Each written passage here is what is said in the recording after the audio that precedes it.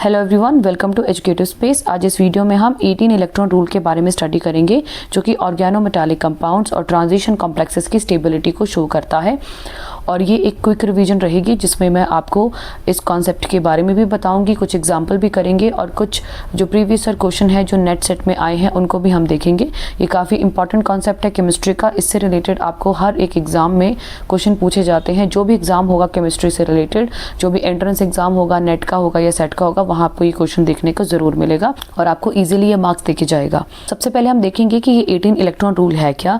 तो इस रूल के अकॉर्डिंग जो डी ब्लॉक एलिमेंट्स हैं और जो ऑर्गेनोमेटालिक कंपाउंड्स हैं, जो डी ब्लॉक एलिमेंट कॉम्प्लेक्सेस बनाते हैं और ये जो ऑर्गेनोमेटालिक कंपाउंड्स होते हैं, उनके कॉम्प्लेक्सेस के पास 18 इलेक्ट्रॉन उनके शेल में होने चाहिए।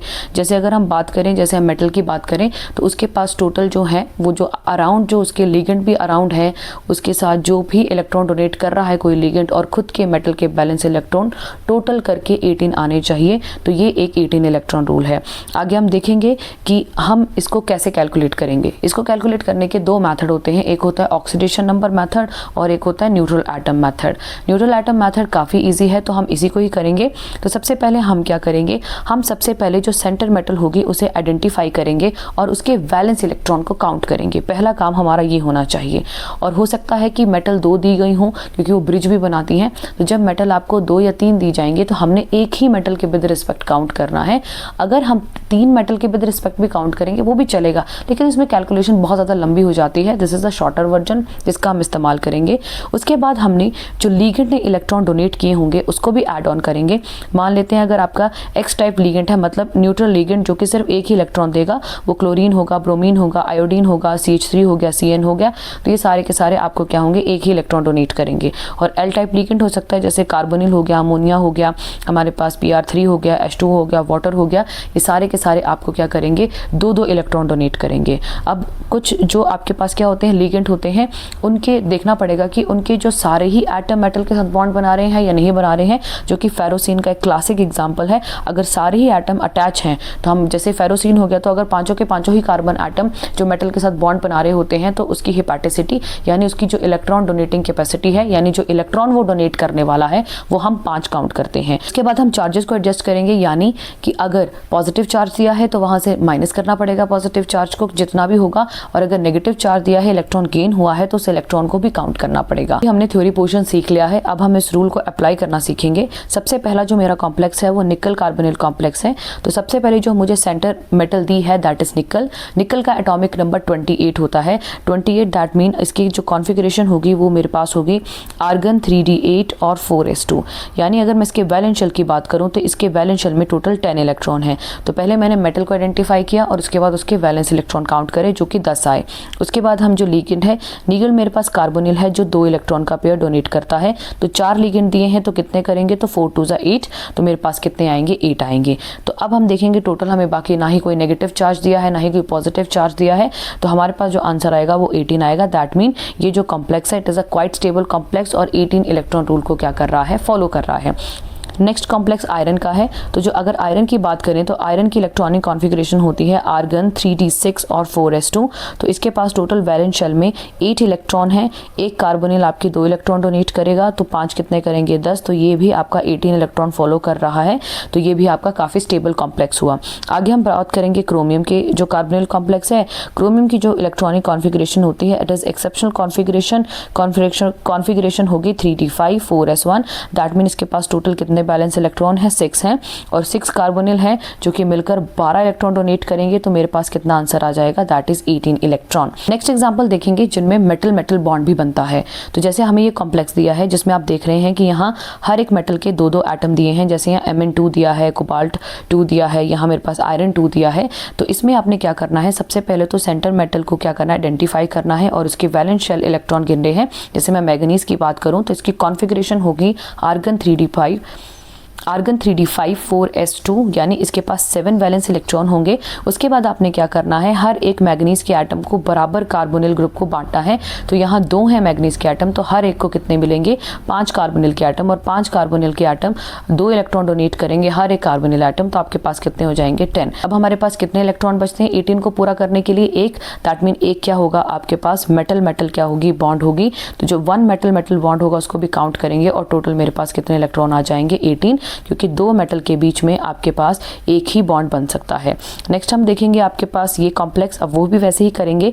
अगर हम कोबाल्ट की बात करें तो कोबाल्ट की जो इलेक्ट्रॉनिक कॉन्फ़िगरेशन होती है वो होती है हमारे पास 3d7 4s2, इसके पास 9 वैलेंस इलेक्ट्रॉन है। आपके पास जो कार्बोनिल होंगे, अगर मैं बात करूं, दिस इज द कॉम्प्लेक्स जिसमें आपने क्या किया होगा, आपके पास इसी तरह से डिस्ट्रीब्यूशन हुई होगी। 4 कार्बोनिल एक कोबाल्ट के पास रहेंगे, उसके बाद बाकी जो अगले 4 कार्बोनिल है वो दूसरे कोबाल्ट के पास रहेंगे। अगर मैं इस कोबाल्ट की विद रिस्पेक्ट बात करूं तो इस कोबाल्ट के 9 तो वैलेंस इलेक्ट्रॉन थे और 2 इलेक्ट्रॉन ये, तो आपके कोबाल्ट ने 2 इलेक्ट्रॉन दिए होंगे। तो टोटल हमारे पास कितने हो जाएंगे, 4 दूनी 8, तो हमारे पास 8 हो जाएंगे, और एक इनके बीच में मेटल बॉन्ड बना होगा तो +1, और टोटल मेरे पास कितना आएगा 18। तो ये भी हमारे पास कितना आंसर आ रहा है, 18 आंसर आ रहा है। अगला जो कंपाउंड है वो है आयरन का कार्बोनिल के साथ जो कॉम्प्लेक्स है उसका एग्जांपल देखेंगे। तो अगर मैं देखूं तो मेरे पास क्या आ रहा है, ये मेटल के बीच में बॉन्ड बन रहा है और यहाँ मेरे पास 9 कार्बोनिल लिगेंड दिए हैं। तो 9 में अगर मैं 8 को बराबर डिस्ट्रीब्यूट करूंगी तो 4 एक आयरन को मिलेंगे और 4 ही दूसरी आयरन को मिल जाएंगे। तो ये इसके पास आ गए। दैट मीन जो एक जो कार्बोनिल होगा वो ब्रिज की फॉर्म में यानी ब्रिजिंग लिगेंड एक्ट करेगा। तो अब हम टोटल काउंट करेंगे, हम सिर्फ यही वाला हिस्सा एक ही आयरन को देख के काउंट कर लेते हैं। उसके बाद हमें पता चल जाएगा कि 18 इलेक्ट्रॉन को रूल को फॉलो कर भी रहा है या नहीं कर रहा है। तो आयरन की जो आउटर इलेक्ट्रॉनिक कॉन्फ़िगरेशन होती है वो मेरे पास होगी आर्गन 3d6 और 4s2। दैट मीन आयरन के पास कितने वैलेंस इलेक्ट्रॉन होने चाहिए, आयरन के पास होंगे आपके पास 8 वैलेंस इलेक्ट्रॉन प्लस 1 2 3 4 5 6 7 8 आ रहे हैं जो आपके पास जो टर्मिनेटिंग लिगेंड लगे होते हैं। 2 तरह के लिगेंड होते हैं जब ये ब्रिजिंग कॉम्प्लेक्सेस बनते हैं, एक होता है ब्रिज लिगेंड और एक बाकी होते हैं आपके टर्मिनेटिंग यानी टर्मिनल लिगेंड। जो साइड में लगे उन्हें टर्मिनल लिगेंड बोलते हैं और जो 2 मेटल के बीच में ब्रिज बना रहे होते हैं उन्हें ब्रिजिंग लिगेंड बोलते हैं। तो यहाँ दोनों ही हैं। तो सबसे पहले मैंने आयरन के वैलेंस इलेक्ट्रॉन लिख लिए, उसके बाद जो टर्मिनल लिगेंड थे वो आपके पास 4 थे, 4 मिलकर 8 इलेक्ट्रॉन डोनेट कर रहे थे, वो भी लिख दिया। एक इसका मेटल और मेटल के बीच में बॉन्ड बना है वो भी मैं काउंट करूंगी 1, और एक आपके पास यहाँ ब्रिजिंग लिगेंड है वो भी काउंट होगा। तो ये आपके पास कितना आ जाएगा 18। तो ये भी आपका कॉम्प्लेक्स क्या कर रहा है, 18 इलेक्ट्रॉन को फॉलो कर रहा है। अब हम देखेंगे ये जो फेरोसिन का कॉम्प्लेक्स है आयरन का, this is very very important. इसमें देखेंगे आयरन का जो अभी हमने पता किया कि इसके बैलेंस इलेक्ट्रॉन कितने होते हैं, 8 वैलेंस इलेक्ट्रॉन। उसके बाद ये जो इसकी हेपेटिसिटी है वो 5 है, यानी ये जो C5H5 है ये आपके पास 5 इलेक्ट्रॉन डोनेट कर रहा है। तो 2 कितने डोनेट कर देंगे 10, तो ये कितना आंसर आ जाएगा 18। तो ये भी 18 इलेक्ट्रॉन रूल को फॉलो कर रहा है। अगर हम कॉम्प्लेक्स में देखें तो यहाँ कोबाल्ट दिया है, कोबाल्ट के 9 वैलेंस इलेक्ट्रॉन होते हैं जैसा हमने पीछे देखा। एक अमोनिया 2 इलेक्ट्रॉन डोनेट करेगा तो 6 कितने डोनेट कर देंगे आपके पास 12। लेकिन क्या है, आपने जो 3 इलेक्ट्रॉन लूज हो चुके हैं तो हमें 3 क्या करने पड़ेंगे, माइनस करने पड़ेंगे। तो जब हम 3 इलेक्ट्रॉन माइनस करेंगे तब हमारे पास आंसर टोटल कितना आ जाएगा 18। दैट मीन ये भी 18 इलेक्ट्रॉन रूल को क्या कर रहा है, फॉलो कर रहा है।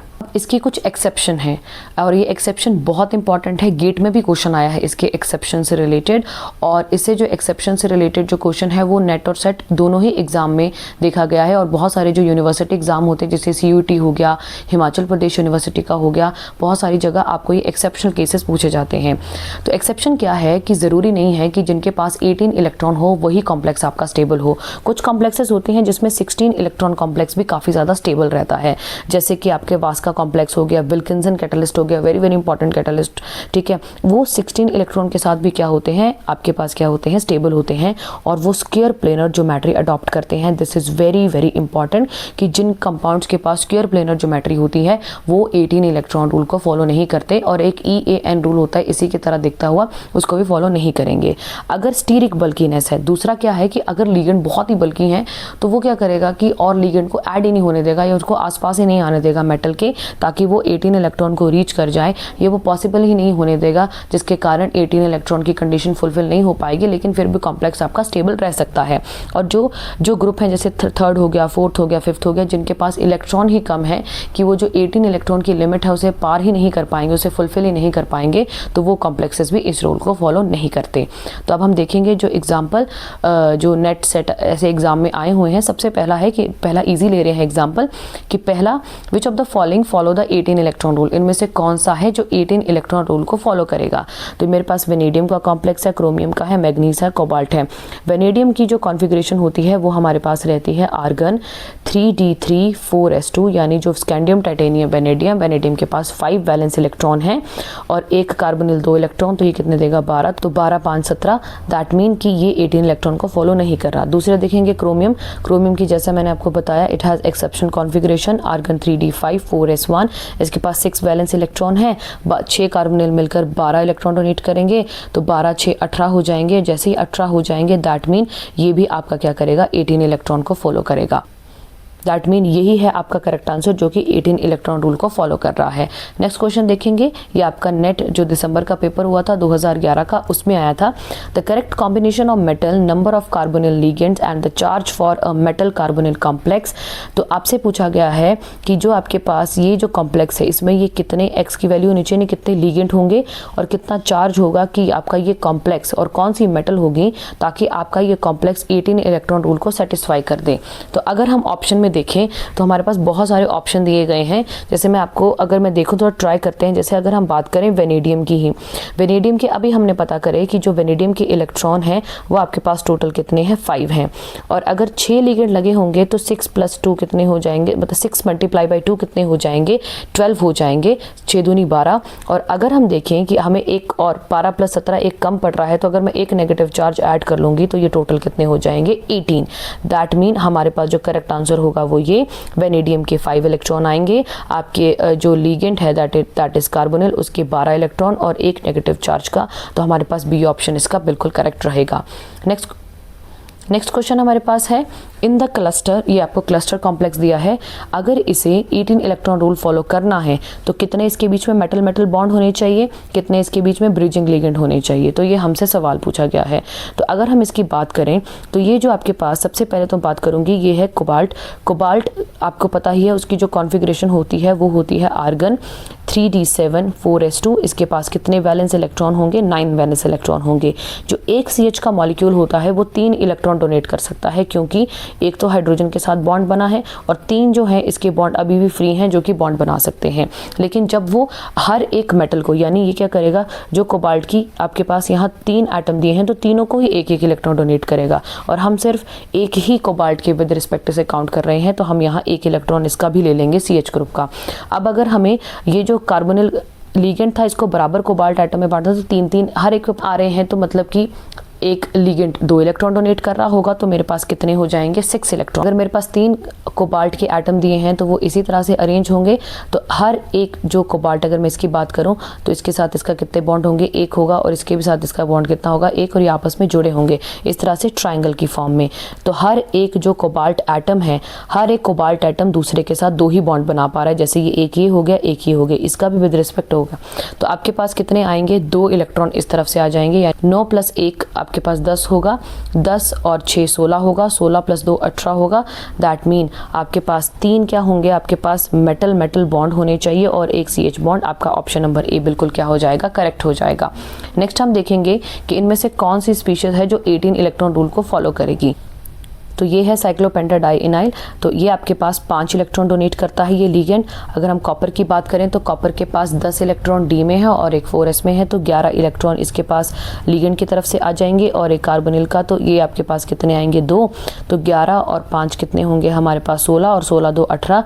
दैट मीन जो ये वाला कॉम्प्लेक्स है ये फुलफिल करेगा 18 इलेक्ट्रॉन रूल को, ये ओबे करेगा, तो ए ऑप्शन बिल्कुल करेक्ट है। दैट मीन जो हमारा बी और सी ऑप्शन ये कट जाता है। और उसके बाद अगर हम देखें तो ए के साथ एक बी का कॉम्बिनेशन है और डी का, तो दोनों को चेक कर लेते हैं, सी को चेक करने की ज़रूरत नहीं है, वो गलत ही है। मैग्नीज की बात करेंगे तो मैग्नीज के खुद के 7 इलेक्ट्रॉन होते हैं, वैलेंस शेल के 5 इलेक्ट्रॉन आपका ये वाला लिगेंड डोनेट करेगा, तो जब 5 इलेक्ट्रॉन डोनेट कर रहा है और दो दो इलेक्ट्रॉन ये देंगे तो टोटल कितने होंगे 4, 7 और 5 12 होते हैं और 12 4 कितने होंगे 16, तो ये फुलफिल नहीं कर रहा। अब मैं डी ऑप्शन को देखूंगी, दैट मीन डी ही मेरा बिल्कुल करेक्ट ऑप्शन होगा। चेक कर लेते हैं एक बार। 5 इलेक्ट्रॉन आपके पास किसके आएंगे, वेनेडियम के। 5 ही आपके पास किसके आएंगे, आपके पास इस पेंटाडाइइनाइल के जो लिगेंड लगा है उसके होंगे। और अगर हम बात करें 1 2 3 4 5 6 7 8 इलेक्ट्रॉन होंगे कार्बोनिल लिगेंड के, तो टोटल मेरे पास कितने आएंगे 18। दैट मीन जो मेरा करेक्ट आंसर होगा वो होगा option number D. Hope so आपको ये वीडियो हेल्पफुल लगी होगी। अगर आपको ये वीडियो हेल्पफुल लगी है तो इसे ज़रूर शेयर करें। चैनल पे नए हैं तो चैनल को सब्सक्राइब करें। और अगर आपको और कोई टॉपिक पे वीडियो चाहिए, किसी भी टॉपिक पे वीडियो चाहिए, उसके लिए मैं आपको वीडियो बना दूंगी। आप मुझे कमेंट बॉक्स में लिख के बताइएगा कि आपको क्या हेल्प चाहिए। ये आपको क्विक रिवीजन के लिए वीडियो बनाई थी ताकि हम जल्दी जल्दी जो मेन इंपॉर्टेंट टॉपिक होते हैं जहाँ से हमें क्वेश्चन आना होता है उनको हम जल्दी से क्विकली रिवाइज कर लें। क्योंकि बाकी अगर देखिए बुक में बहुत ज़्यादा चीज़ें दी होती हैं, तो अगर जल्दी जल्दी रिवाइज किया हो तो अच्छा होता है। मैंने आपको उससे रिलेटेड सारे ही क्वेश्चन दिखा दिए सारे टाइप में। अगर आपको और हेल्प चाहिए होगी तो प्लीज़ हमें कमेंट बॉक्स में लिख के बताएं। कोशिश करेंगे कि आपकी जितनी हेल्प कर सकें करें। Thank you so much.